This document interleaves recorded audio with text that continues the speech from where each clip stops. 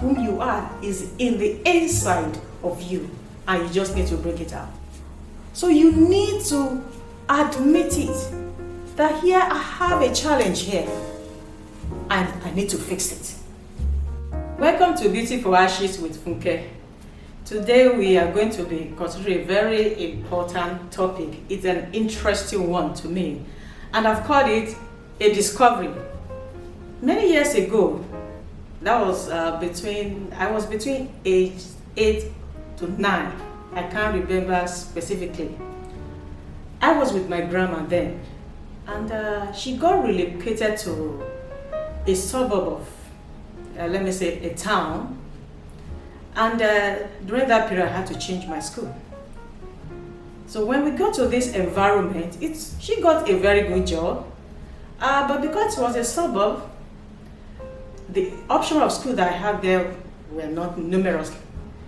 And comparing to where I was coming from, I looked at the school that it was kind of a local school, not up to the standard of where I was coming from, and I didn't like it. So anytime I get back home, I would tell my grandmother, I don't like this school. They don't have this there, they don't have that. I was complaining, comparing where I am, where I was at that particular time with where I came from. And it continued that way. After some time, of course, I adjusted to the environment, and I had friends there. I started enjoying the school. But deep down within me, I still carried, that thought with me that the school is not good enough. And we have some other friends that were attending another school, different from mine. And because this group of friends, maybe because their parents were better placed than my own parents, so we saw them as of a higher class to us. The perspective we had was that their school was better than ours.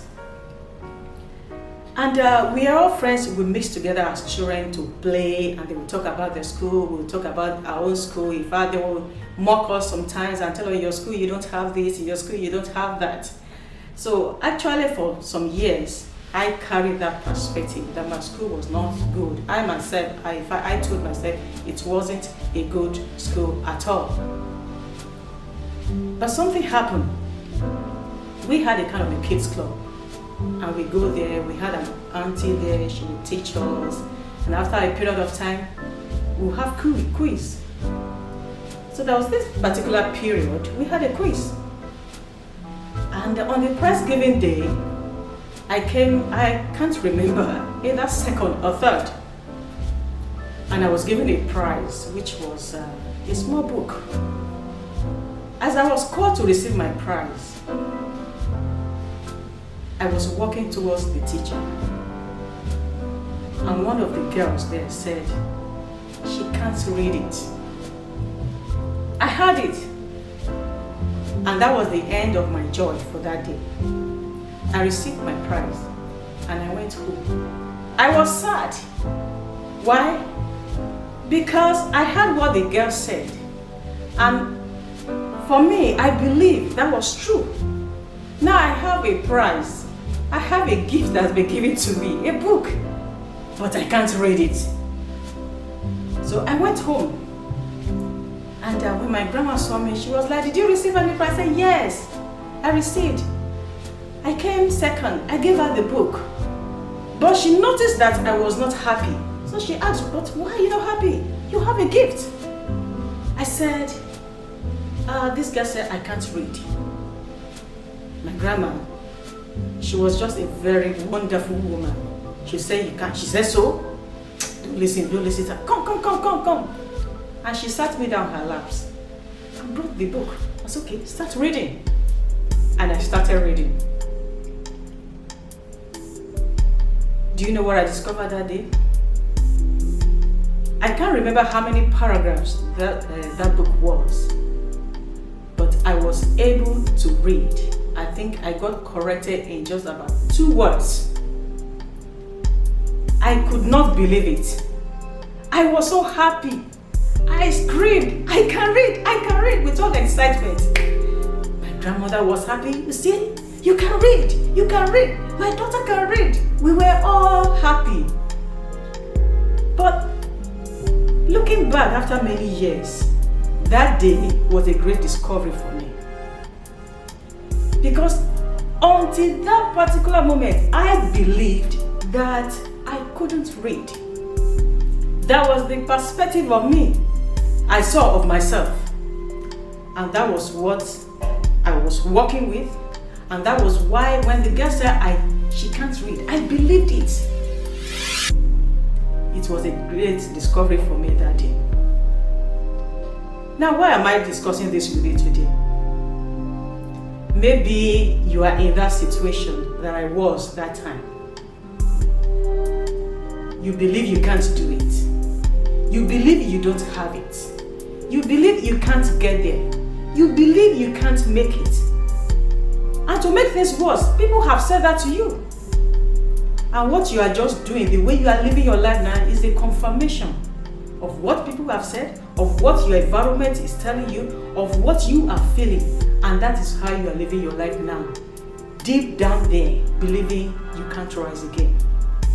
I want to tell you, just I made that discovery, that you need to discover yourself. And you will know that you can make it. You can do it. Why is it that we see ourselves that way sometimes? I'll take you back again to the story. And I'll bring out some points which we need to take note of. The first thing I will say is this. Don't let your environment define you. Back then, I allowed my environment because I see the school environment as not being good enough. Compared to where I came from, the school environment was not good. It was not looking pleasing to the eyes. Not, you can call it whatever name you want to call it. It's not in the class you think it should be. And because of that environment, I allow it to define me. Don't let your environment define you. Maybe you have been told that the school you went to was not a good one. That does not mean you cannot make it in life. You have been told that because of maybe the town where you came from, it's such a remote place you cannot make it. Who said so? Don't let your environment define you. Maybe you grew up in a suburb, even the slum, or the people who have tagged that place a very bad place. Maybe that's where you came from. And people look down at you. Don't let your environment define you. Whom you are has nothing to do with that environment. Whom you are is in the inside of you, and you just need to bring it out. So that's one thing. Another thing again I would tell us is this. Don't let the situation or challenges that you are facing define you. Because I got relocated, and I found myself in an environment that I felt that is not good enough for me, I allowed that to continue to torment me. I saw it as a disadvantage then. What is the situation of life that is facing you right now? What challenges are there staring at you? And because of that, you have given up and said, there's no way. I can't make it. Don't let any situation you are passing through right now, don't let it define you. It is a phase. Just rise up from it, and you will see that you will surely overcome and you will make it. Another thing again is this. Don't let your experiences or your background define you. Don't let it. That you faced some bad experiences in the past does not mean it's going to continue that way. No. There are better days ahead for you. You might have come from a background that is not good at all. Maybe you were the product of incest, rape, or whatever it may be. And people have called you names. It doesn't matter. That you are alive now, you can make it. Don't let those backgrounds define you. Don't let those experiences pull you down. No matter what you have gone through in the past, there are better days ahead. Only just tell yourself, that was a phase of my life. That was something in the past. Those things that happened, they were in the past. They are history. And now I'm moving forward. I'm forging ahead. And there's nothing that is going to stop me. Another thing again I will tell you is this. Don't let people or society define you. Don't let people or the society define you. What is it that people have said about you? Some people have called you ugly. You are fat. You are this. You are a dog. Don't let people define you. That's their own opinion. What you have in you, nobody can stop it from coming out. If only you yourself, you will arise. It doesn't matter the names they have called you. You need to let them know. You can call me whatever you like, but I know who I am. I know who I am. I know where I'm going. And you know what? They may laugh at you. They may mock you. It doesn't matter.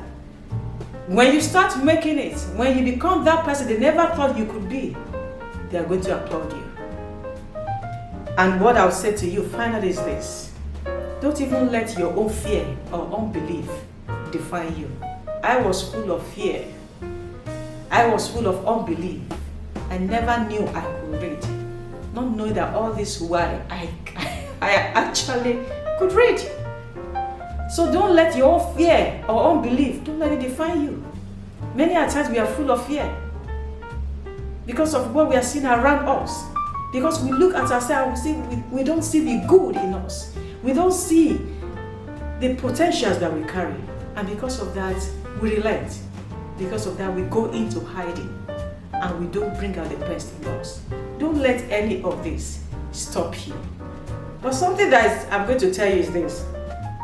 In the next video, just watch out for it. Because the girl that actually says she can't read, she has her own point. And she was right, actually.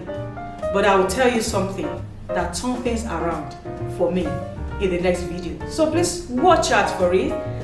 And please subscribe, like, and follow. And I've always been saying this, in whatever you do, be good and godly. Thank you, and God bless you.